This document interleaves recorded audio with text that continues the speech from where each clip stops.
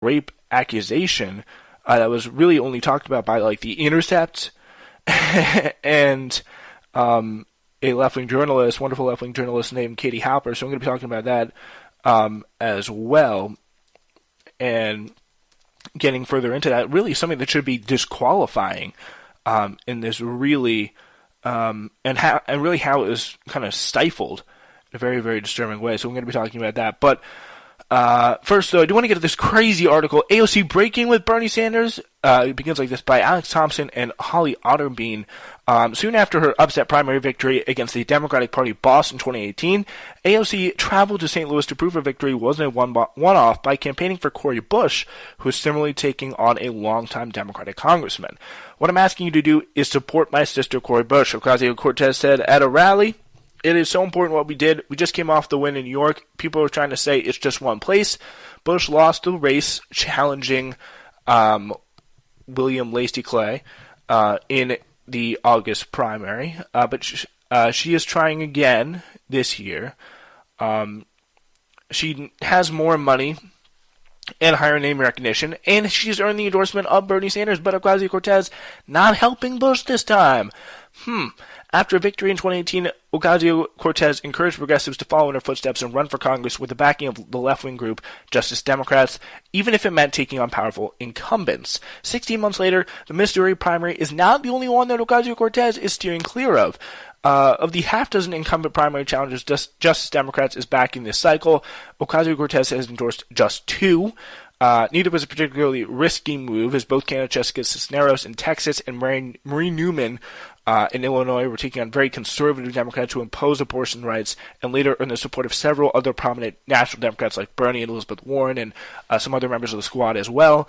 Ocasio-Cortez's reluctance marks a break with the outsider tactics of the activist left, represented by groups like Justice Democrats. So this definitely is a break. It's very, very interesting. And there have been some reported schisms, maybe over like the people that used to Elizabeth Warren, and in a very interesting article in the New York Times that I forgot to do on the show that I wanted to do, was kind of talking about how they thought how AOC was kind of in the more conciliatory lane when it comes to how the Bernie Sanders campaign should deal with Elizabeth Warren. And that was a big thing that was really debated over, and AOC was like, well, we should try, because you saw her publicly say, oh, we should try and lead with activism. We got to meet people where they are. With Elizabeth Warren, we can't be pushy. And that was really a moment where a lot of people were starting to be like, I don't know, AOC. But I take a little bit of different tact on this. I think like she hasn't done anything completely disqualifying yet. But although I've got to be honest, I am disappointed of hearing that she's actively trying to stay away from backing incumbent or primary challengers for bad Democrats, quote unquote.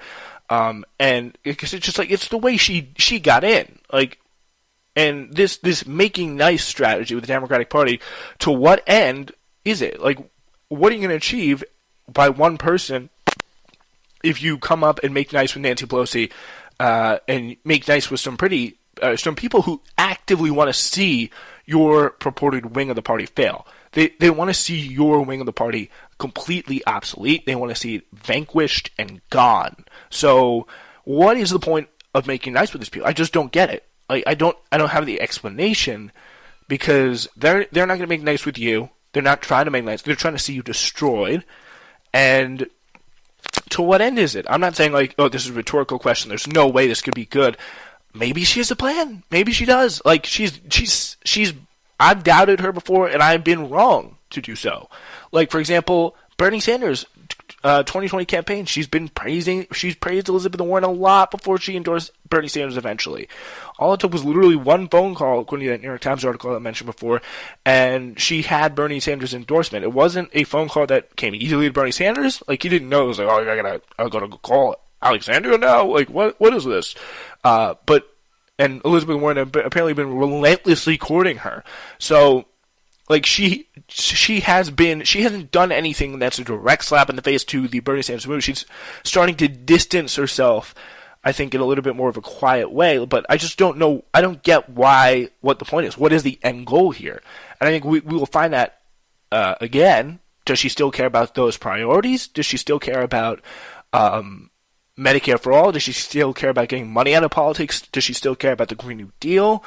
That she, on her first day in office, protested directly against Nancy Pelosi for? Something that this article makes very clear, something she would not do again in the future.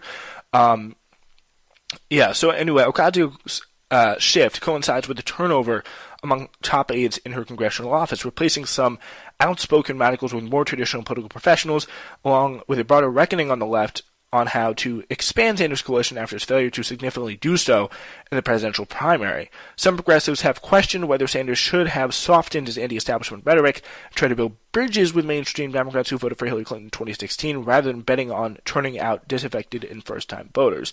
So, would that have worked? I really still debate that, because again, as I said, these are people who want to see Bernie Sanders fail.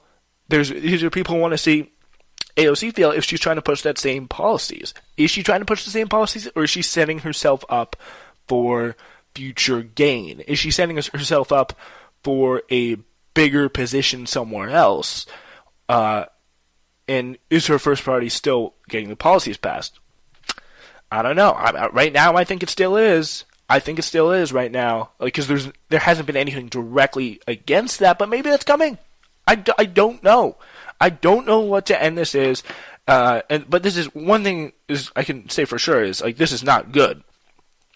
Ocasio-Cortez endorsement moves are not a fluke, but part of a larger change over the past several months. After her disruptive burn-down early months in Congress, Ocasio-Cortez, who colleagues say is more conflict-averse in person, has increasingly been trying to work within the system. She's building coalitions with fellow Democratic members and picking her fights more selectively. To what? That's my question. To what end? What is she getting done? What is her broad plan? Because I'd like to know. I would like to know, what is the idea of what she's trying to do by making nice with all these people?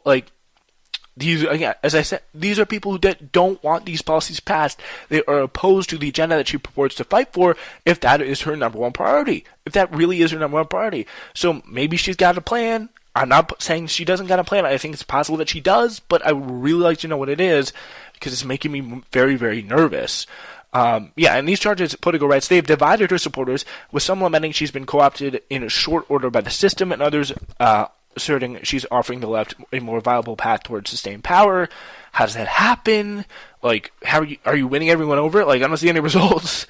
If there's such a great strategy, I don't see any results here. Where are the results?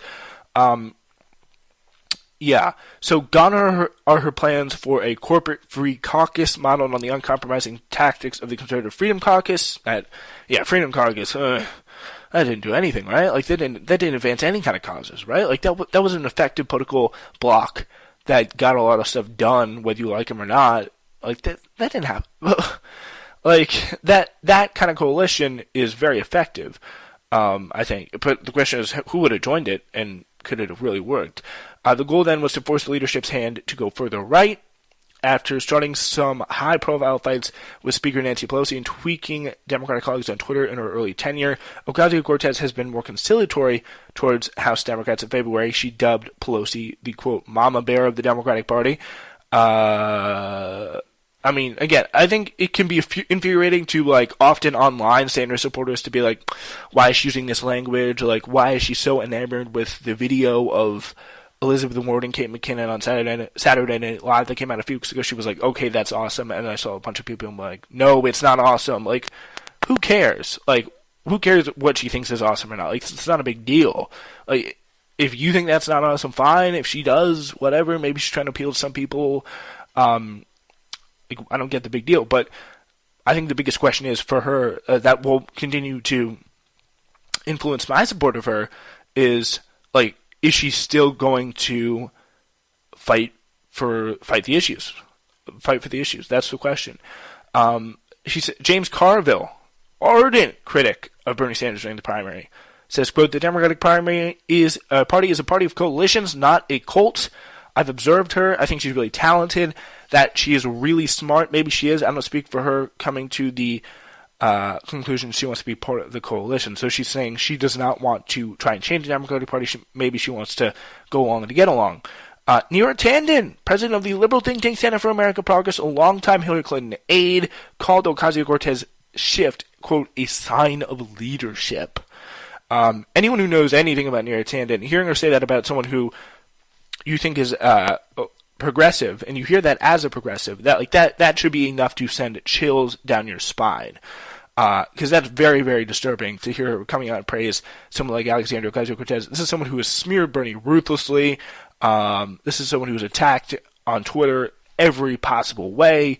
I mean, really vicious in her attacks, and sometimes making stuff up against Bernie Sanders. It's really kind of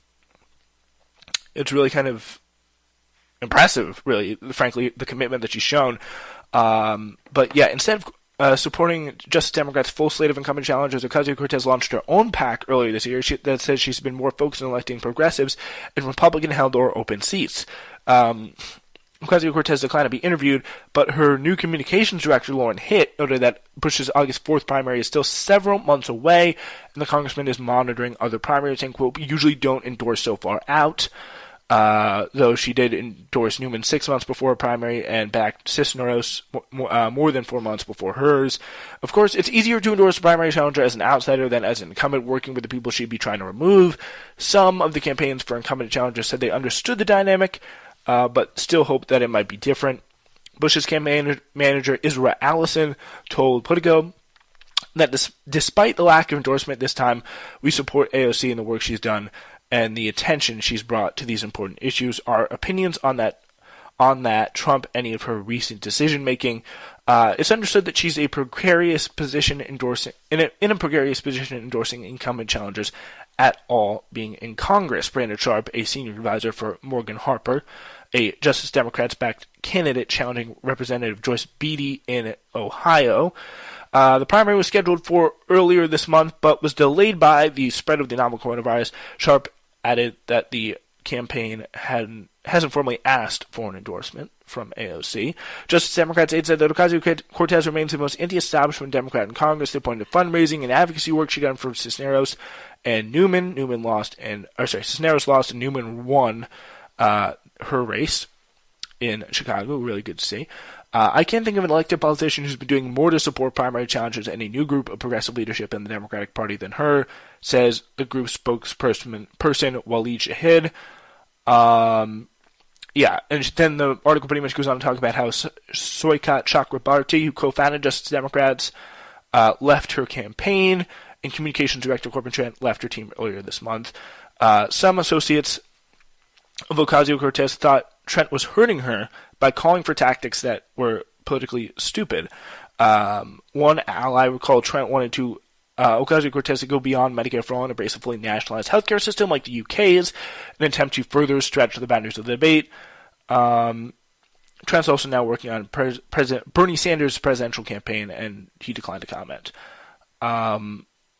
The hiring of Hitt, though, as Trent's replacement, speaks to Ocasio-Cortez's new approach. As an experienced operative, Hitt had worked for more moderate Democrats like Governor John Hickenlooper and Representative Beto O'Rourke during their recent presidential bids, as well as left-wing candidates such as former New York gubernatorial contender Cynthia Nixon. So she kind of bounces around quite a fair bit. But working for John Hickenlooper, I think, really, really kind of caught my eye as what is quite going on there. I don't know about that.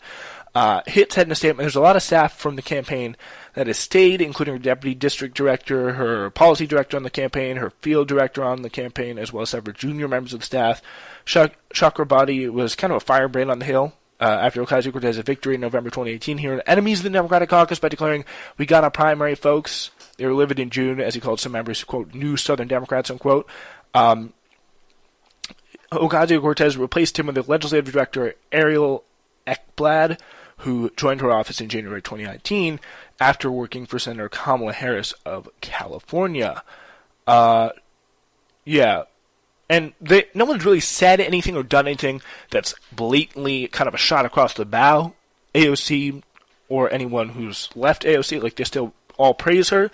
But I think this is definitely an interesting turn. And my question is, I think it's definitely something to keep an eye on. And the question is, to what end is she using this to? Because she could actively trying to be there and fight for more progressive policies. She could try to be actually push the quote-unquote movement forward into the right direction. But she could try to be working